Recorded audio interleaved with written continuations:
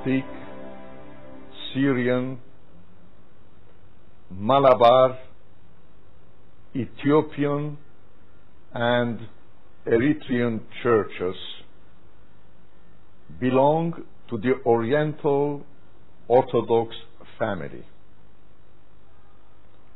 In 451,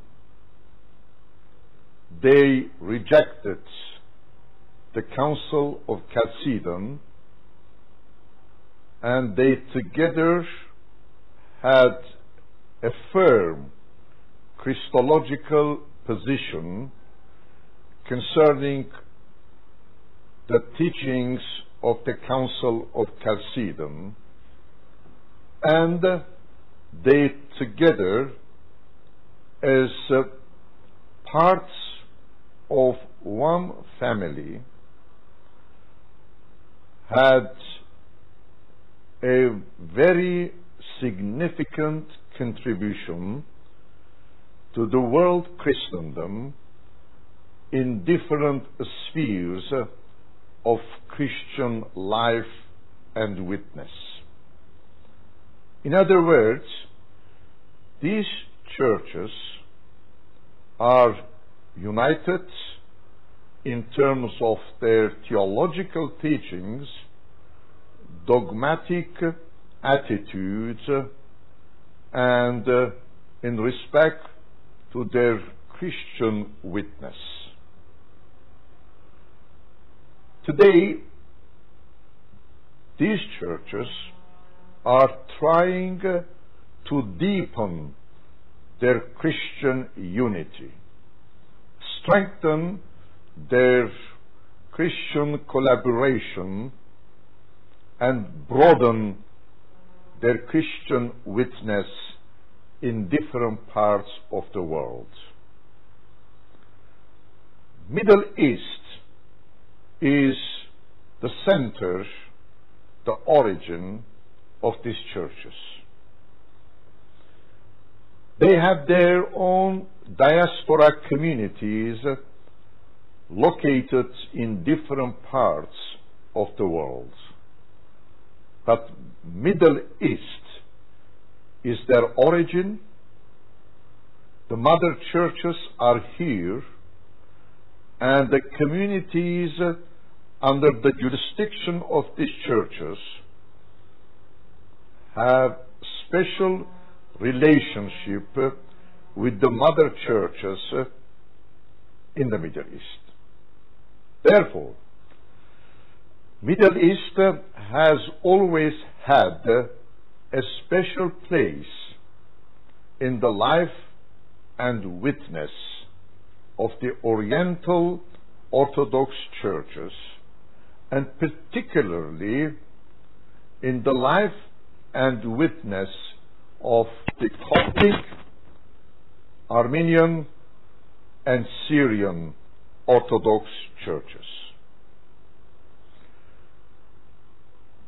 Some 20 years ago, we have established a fellowship of these churches, particularly with the participation of the Coptic, Armenian, and Syrian churches. Our fellowship is located in terms of structures and functions in the Middle East. But having Middle East as the center of our life and witness, we are trying to include in our life and witness our communities dispersed all over the world. Let me come back to the Middle East. And within the context of this region, I would like to remind our people that for centuries, first of all, we have lived together as churches. I believe that this is the high time that we deepen and strengthen our Christian unity. This is the challenge before us. And this is in fact the commission given by our Lord Jesus Christ. In other words, how can we strengthen our Christian unity in response to the concerns, expectations, and needs that we are facing today, particularly in the Middle East? Secondly, we must strengthen our Christian witness, Christian mission, because the church is not an institution. This is the expression of the church. The church is a missionary reality sent by our Lord Jesus Christ. Therefore, how can we renew, revitalize our Christian witness in response to the realities and expectations that surround us? Being a church means getting involved in a missionary activities, in a missionary outreach. Therefore, more than at any time, our churches need to strengthen their Christian witness, their pastoral ministry, their diaconia, people-oriented service. This is what I call the inner mission of the church. In fact, mission has two dimensions and expressions: the ingoing of the church and the outgoing of the church, the outreach of the church in the Middle East and in the world in general. Our churches are called to deepen and expand and broaden their inner mission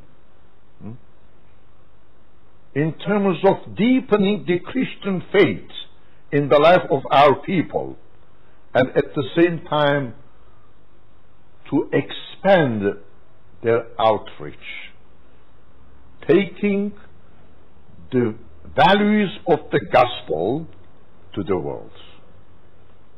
The other point that I would like to emphasize is that for centuries we have lived together in the Middle East with Muslims. Therefore, Christian-Muslim coexistence is not a new phenomena in the Middle East. We have lived together. We have coexisted. We have worked together. We have collaborated. And today, more than at any time, we are called to foster our collaboration, to deepen our cohabitation. We are living today as neighbors, as we did for centuries. Christians and Muslims have different values,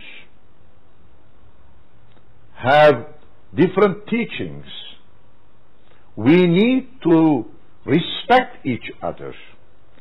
We must accept each other the way we are. We should not forget that Islam and Christianity, together with Judaism, belong to the monotheistic religions. That is to say that we have lots of commonalities, common values, common traditions, common perspectives, common teachings. We must strengthen our commonalities, but at the same time we must respect and understand our differences. These are God-given realities. These are the gifts of God. We need to accept the way we are because we believe in one God. We have, as I said, common values: peace, reconciliation, justice, respecting each other, and living together as broader community, in a community where diversities are part of our daily life. This is the Middle East. As two religions, we should condemn all forms and expressions of violence, extremism, and terrorism. These are against God. These are sins against God. These are not compatible with our religions. Christianity and Islam are religions of peace, justice, human dignity, human values.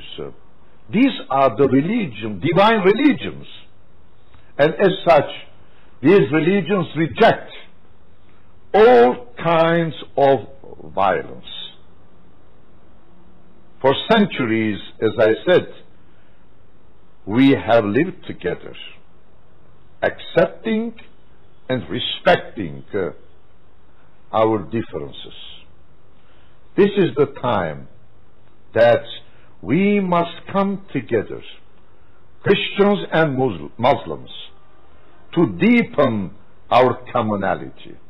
We have a common basis, and standing on this common ground as two monotheistic religions, we must condemn, I repeat, all forms of violence, and tell to our people that we are, as Muslims and Christians, we are people of peace, of justice, of living together, of respecting each other.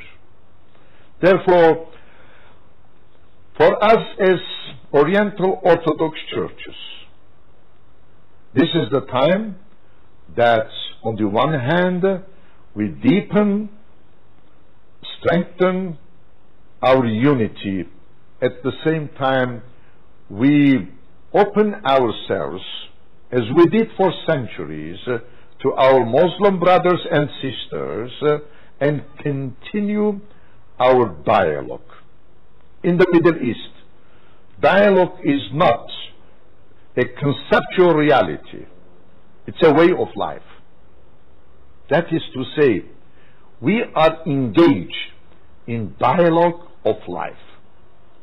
We are living together as neighbors, and we should continue this spirit of living together as neighbors, as belonging to one broader community and one nation.